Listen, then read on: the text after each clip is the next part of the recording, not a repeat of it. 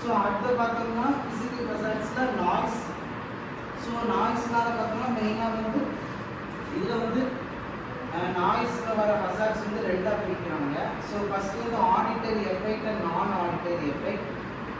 So auditory effect பார்த்தோம்னா டெம்பரரியாக permanent hearing loss இருக்கும். இது நான் ஆடிட்டரி எஃபெக்ட்ஸ் பார்த்தோம்னா so year nervousness, fatigue and interferes with the communication by speech, decrease efficiency and announcements. Okay. At the vibration, so vibration நார்மலா நமக்கு வந்து frequency பார்த்தோம்னா 10 to 500 Hz தான் இருக்கும். ஸோ இதை விட ஜாஸ்தியா வந்துச்சுன்னா நமக்கு ஏதாவது பிரச்சனை இருக்கும். ஸோ அந்த மாதிரி இந்த ஒர்க்கர்ஸ் என்ன மாதிரினா ட்ரில்லிங், இந்த ட்ரில் பண்றது, ஹேமர்ஸ் இந்த மாதிரி யூஸ் பண்ற ஒர்க்கர்ஸ் வந்து ஸோ இதனால வைப்ரேஷனால அவங்களுக்கு வரலாம். ஸோ என்னெல்லாம் மெயினாக பார்த்தோம்னா இந்த மாதிரி ஒர்க்கர்ஸ் பார்த்தோம்னா அவங்க ஸோ ஹேண்டில் வந்து பண்ணுறாங்கன்னா ஸ்பேசம், மசில் ஸ்பேசம் வர சான்ஸ் இருக்கு.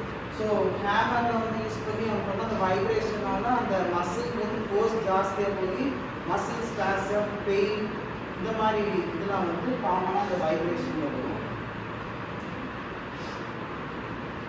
ஸோ நெக்ஸ்ட் பார்த்தோம்னா ultra violet radiation. So UV ரேஸ்னால வர என்னென்ன ஹசார்ட்ஸ் பார்த்தோம்னா ஸோ இது எங்கே மெயினாக பார்க்கலாம், வெல்டிங் ஒர்க்கர்ஸில் வந்து பார்க்கலாம். ஸோ மெயினாக கன்ஜெக்டிவைட்டிஸ். ஸோ கன்ஜெக்டிவைட்டிஸ்னால் so inflammation of conjunctiva and ஹெரடைட்டிஸ்னால் inflammation of eye. So inflammation of cornea inflammation.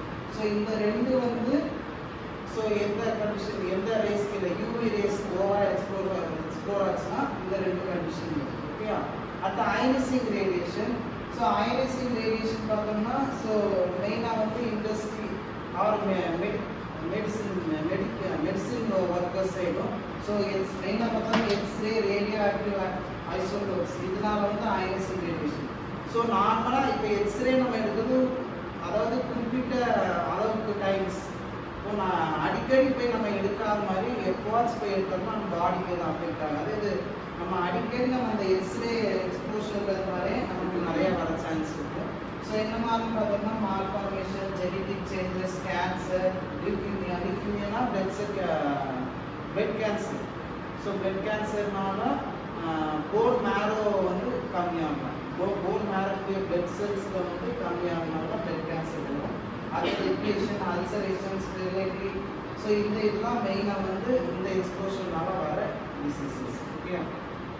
So இப்போ ஃபிசிக்கல் ஹசார்ட்ஸில் ஃபர்ஸ்ட் வந்து heat and cold, second light, third fourth ultra violent and ionising. அடுத்தது second hazard பார்த்தோம்னா chemical hazard.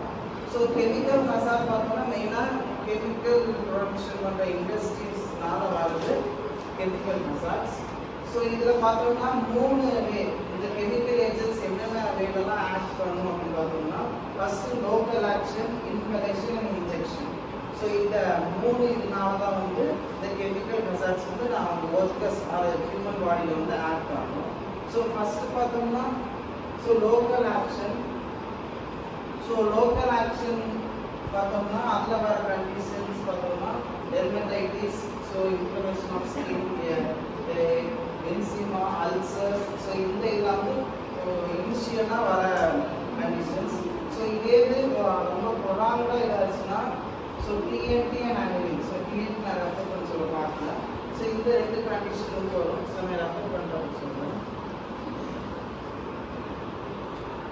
அடுத்த inhalation. So இன்ஹலேஷன்னா சுவாசிக்கிறது. So அதனால வர அந்த கெமிக்கல் ஹசார்ட்ஸ்ல வர பார்த்தோம்னா டஸ்ட்னால வரும், இந்த கேஸஸ்னால வரும், அந்த மெட்டல்ஸ் யூஸ் பண்ணுறதுனால வரும். ஸோ டஸ்ட்னு பார்த்தோம்னா மெயினாக பார்த்தோம்னா என்ன அட்மாஸ்பியர்ல வந்து அவங்களுக்கு அந்த டஸ்ட் இருப்பாங்கன்னா crushing, grinding, abrading, loading and unloading. So வெட்டுறது, அரைக்கிறது இந்த மாதிரி ஒர்க் பண்ணுற இடத்துல தான் டஸ்ட் மெயினாக வரும். ஸோ இந்த டஸ்ட்டே பார்த்தோம்னா அவங்க வந்து 4 டைப்ஸாக பிரிச்சிருக்காங்க. Inorganic and organic dust and soluble and insoluble dust. So இது 4ஆக பிரிச்சிருக்காங்க. So insoluble